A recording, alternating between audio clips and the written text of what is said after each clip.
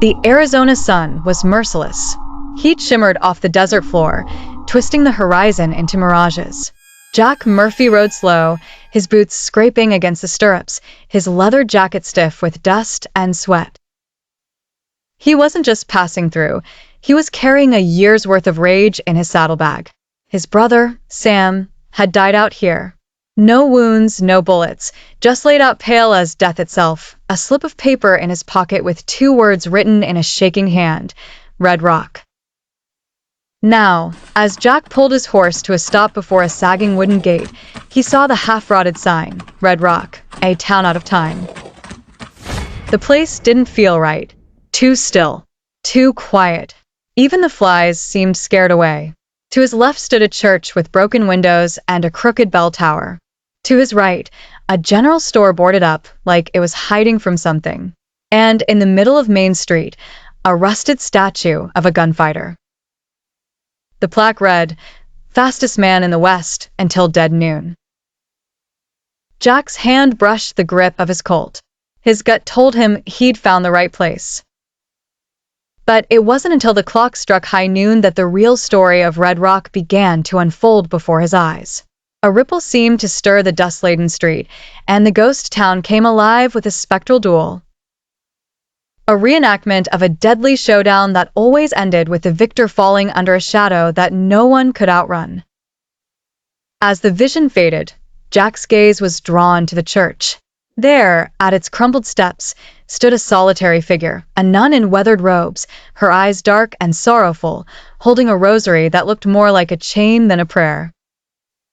"Not yet," she warned with a voice that seemed to come from beyond the grave. "This is a place where revenge meets the devil himself. Only faith can set you free." Jack hesitated, for the town didn't just hold the secret of Sam's death. It was a trap where vengeance would doom the soul. In the shadows, by the raven's perch on the church's broken cross, the true curse of Red Rock waited for the next fool to challenge the devil at dead noon. With a last glance at the gravely eyes of the nun, Jack knew his heart was hardened enough to face what lurked in the cursed town, yet a chill ran down his spine as he realized that the battle was not just with pistols, but with the very essence of the damned. The saloon was dark, its tables coated in desert dust, its piano untouched for decades. Behind the bar stood a bald man, skin pale, eyes flat like river stones. He didn't even look up when Jack entered. "You're late," the bartender said. "The game starts at high noon." Jack froze. His voice came out low, steady. "My brother, Sam Murphy, he passed through here. He was looking for a man called the Raven." The bartender let out a laugh. Not a man's laugh. Hollow. Empty. It echoed like something clawing out of a grave. "The Raven is the town," he said. "And the town is the curse." Before Jack could press him further, the saloon doors swung open. A pale woman with bone-white hair drifted in, eyes glassy, carrying a tray with a slab of raw meat. She set it down in front of him. "Eat," she whispered, "before the clock strikes." Then she vanished, like smoke in the wind. Jack gritted his teeth. Something was wrong. Something was deeply wrong. At noon, the air split with a soundless bell. Jack stepped outside, Colt at his hip. From the shadows, the townsfolk emerged, faces blank, eyes sunken, their silence heavier than thunder. A tall figure in a black coat stepped into the dust, hat brim low. Name? Jack Murphy. Rules are simple. Shoot or get shot. Win, you stay. Lose, you vanish. Jack stared into the man's eyes that weren't alive at all. His skin was stretched, yellow like parchment, his smell that of old dirt. The duel began. 2 shots cracked. One missed. One didn't. The man in black evaporated into the wind, no body left behind. The townsfolk clapped, not in celebration, but like pallbearers lowering a coffin. A little girl tugged Jack's sleeve, whispering, "You won today, but tomorrow's coming." The sun had all but dipped into the horizon as Jack made his way through Red Rock, a name that seemed to promise safety but delivered only the echoes of past woes. His boots stirred up the dust from dry, cracked earth, each step a reminder of the town's ghostly silence. The remnants of life lay scattered, a broken wagon wheel, a faded sign that read "Saloon," and shops boarded shut with age. But it was the church, a relic from a time when hope occasionally visited, that drew Jack like a beacon. Pushing open the doors gently, the air changed as he entered, from arid desolation to an unsettling unity with some unspoken presence.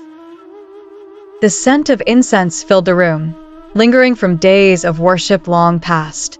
Strangely, the candles flickered with life in their stands, even though no one was there to light them. Then, amidst shadows and forgotten prayer stands, Jack saw her, a lone figure in the black habit of a nun, kneeling as if in conversation with ghosts. She lifted her gaze towards him, eyes that defied the hollowness surrounding them, pools of determination. "You're not supposed to be here," she said, her voice not breaking the silence, but blending with it. Jack smirked, the impulse to flee tethered by curiosity. "Neither are you," he replied, his tone a murmur over the breeze. Turning away from everything earthly, she rose with a grace that seemed to dismiss the wear of time. "They call me Sister Mercy. Mercy's scarce in Red Rock. Maybe that's why I'm still here." Her revelation hit a chord, reverberating through Jack's skepticism. Here in this hollow place resided something more than loss. Sister Mercy standing as an anomaly, a paradoxical lighthouse in a town swallowed by its own darkness. Outside, the wind howled, teasing the emptiness and daring it to invade.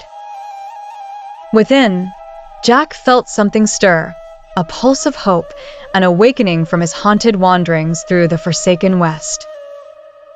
Red Rock wasn't kind, but maybe, just maybe, it held a chance to be different. That night, as the moon cast an eerie glow over the desolate ghost town of Deadwood, the silence was absolute. Pinewood creaked with the chilling breath of the wind, and shadows danced along the cobblestone streets, voiceless echoes of a bygone era.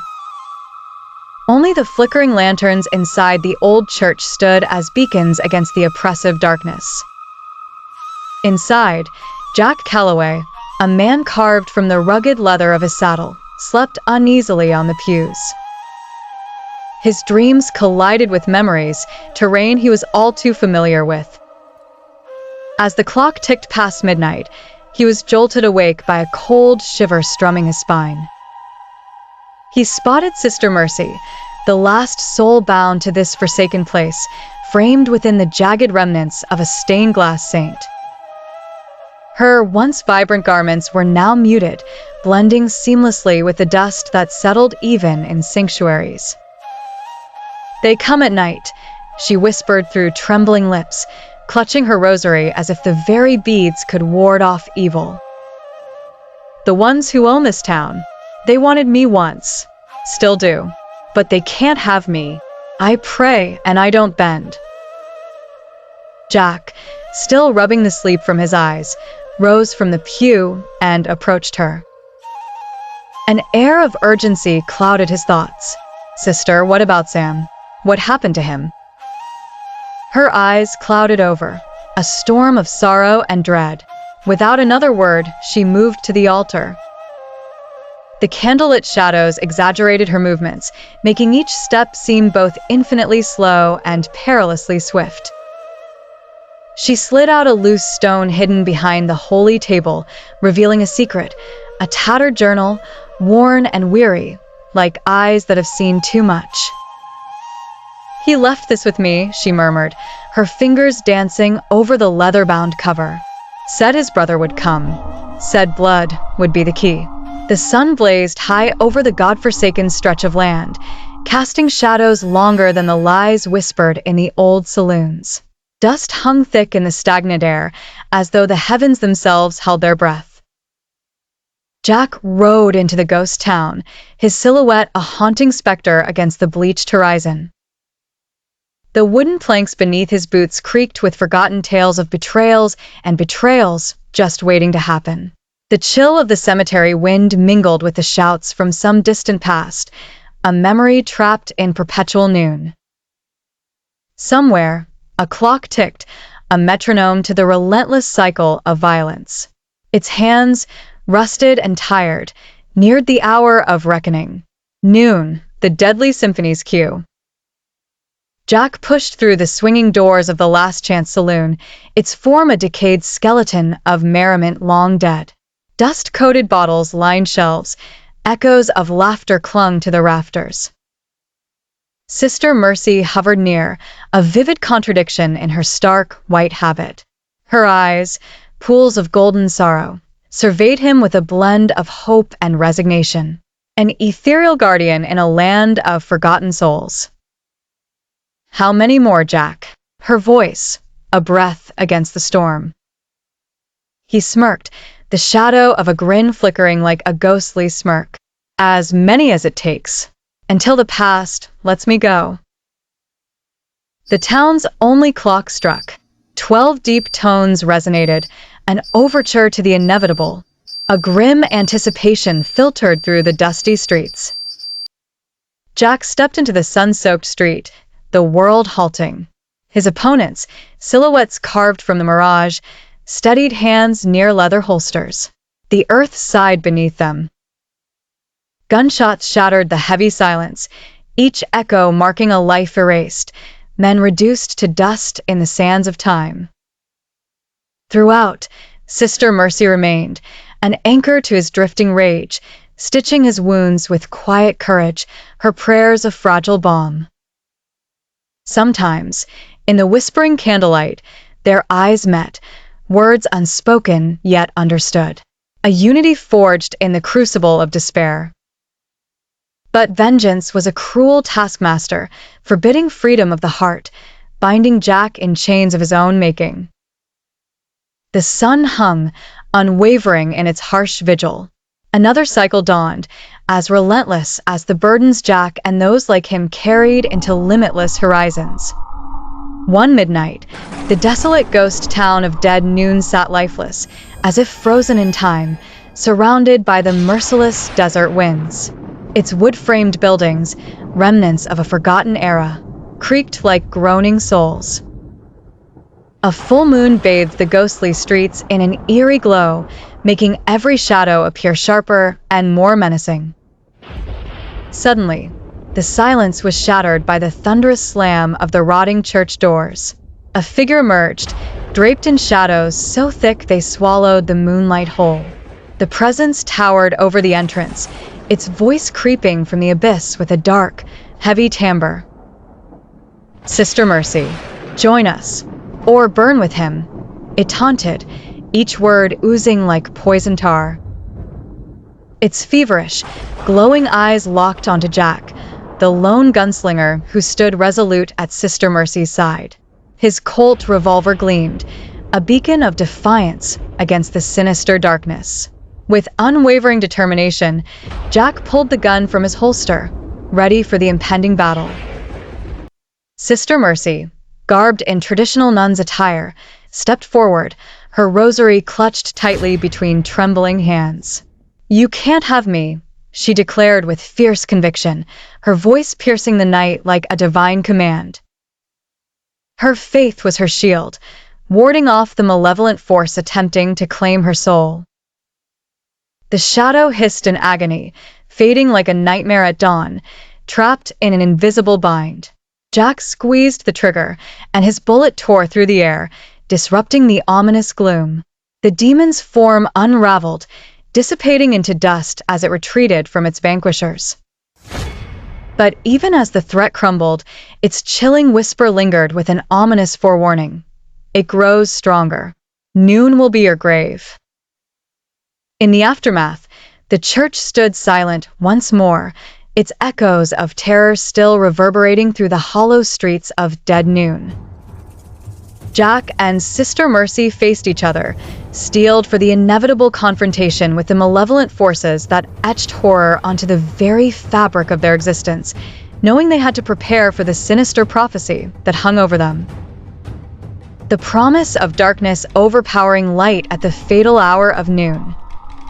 As the clock struck midnight, an eerie calm settled over the abandoned ghost town of Cinder Creek.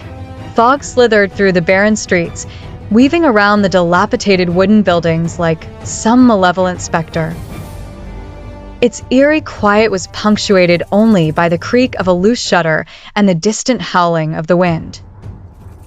Jack Callahan, a rugged man clad in a dust-covered duster and wide-brimmed hat, stood on the old boardwalk, lantern held high in his trembling hand. His face, shrouded in shadow and fear, twisted in torment as he read aloud from the tattered journal belonging to his late brother, Billy. "This town's a loop," Jack whispered, his eyes scanning each scarred page with growing dread. "Win, you stay. Lose, you vanish." He looked up at the desolate saloon, its sign barely hanging by the rusted chains, swinging ominously in the chill night air. Memories of their last poker game haunted him, Billy's last laugh echoing in his ears, followed by a haunting silence. Jack's brow furrowed as he continued, "The Raven isn't a man. The Raven is me. I lost myself. If you're reading this, winning isn't escape." The harsh reality of the words struck him like a hammer. The specter of Cinder Creek's dark legend loomed over him, the Raven, an unholy presence said to steal one's very soul in a game of chance. His brother's handwriting trembled across the final entry, each letter a dagger through Jack's heart. "Jack, forgive me. I'm part of the walls now." The lantern flickered violently, as if touched by a cold breath. Jack's eyes, wide with anguish, swept across the empty street. "Breaking the game," he muttered, jaw clenched with determination. With a resolute nod, Jack marched forward, dust swirling in his wake, each deliberate step echoing like gunshots in the dead stillness. He had one last hand to play, one final vow: to outwit the Raven, to break the curse, and to free his brother's soul from the clutches of this hellish purgatory. Drawn by a mix of terror and steely resolve, Jack disappeared into the heart of Cinder Creek, a lone shadow stalking death itself, trapped in the eternal showdown of dead noon.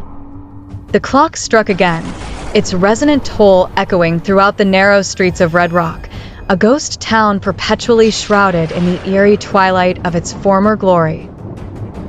The once bustling town had long since succumbed to decay, its dusty avenues now home only to whispers of the past. The townsfolk, spectral figures all, gathered silently in the heart of this desolation. Sister Mercy, her habit worn and faded like the fragmented dreams of Red Rock, stood steadfast beside Jack. Her rosary, clutched tightly in trembling hands, glimmered with a faint light, hope against the encroaching darkness. From the swirling dust emerged the Raven, a spectral figure who wore Jack's own face, a grotesque visage of what might have been, aged, decayed, a vision from beyond the grave. "You can't win," the Raven rasped, its voice like grinding stones. Jack's resolve hardened. "I'm not here to win," he replied, his voice steady, a steel blade against the intangible foe. "I'm here to end it." The bells of the clock tower rang their somber dirge, each peal sending ripples through the deserted town. Sister Mercy's prayers rose, a powerful litany that seemed to tremble the very ground beneath their feet.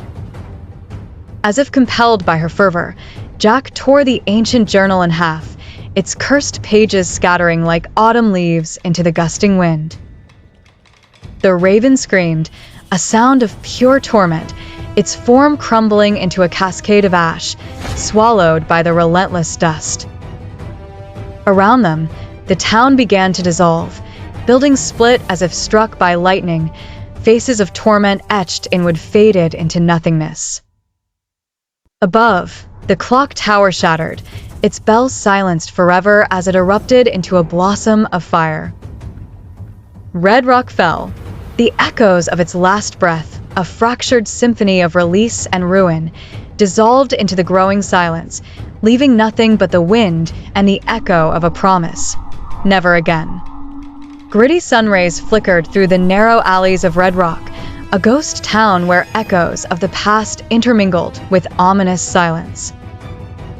The skeletal remains of ramshackle buildings cast long, brooding shadows under the merciless midday sun. Dust devils twirled playfully, but beneath their dance, a dark history lay. Jack, a rugged gunslinger with a mysterious past, awoke with a start on the gritty desert floor, sand clinging to his worn duster like unwanted memories. His revolver, a trusted companion, lay half-buried next to him. He pushed off the ground, spitting sand, and found his eyes locking with Sister Mercy's. Her habit was torn and dusty, the once pristine white now sullied by the grit of uncertainty and survival. Her eyes, normally filled with serene conviction, mirrored his disbelief. They had escaped, but from what, neither could fully remember. "Did we make it?" Sister Mercy murmured, her voice trembling with hope. Jack squinted at the endless stretch of barren land. "We're out," he confirmed, but doubt edged his tone. This duo, forged in the crucible of Red Rock's cursed heart, had seen the town's horrors, whispers of those long dead, trapped in an unholy dance with the living. Yet now, in the blazing light of noon, ghostly visions faded into the mirage. For a moment, Jack let himself see Sister Mercy not as an ally in the fight against the malevolent spirits of Red Rock, but as something more, someone who had shared the fight, the hope, the fear. For her part, Sister Mercy smiled, not with the constraint of her vows, but as a woman freed from the bonds of superstition and dread. Their shared ordeal had sparked a connection beyond survival. As they strode into the relentless desert sun, Red Rock remained a chapter they'd never revisit, swallowed by sand and time, preserved only in the remnants of trembling memories and whispered legends, forever a place of dread where shadows played tricks on the hopeful souls who dared enter.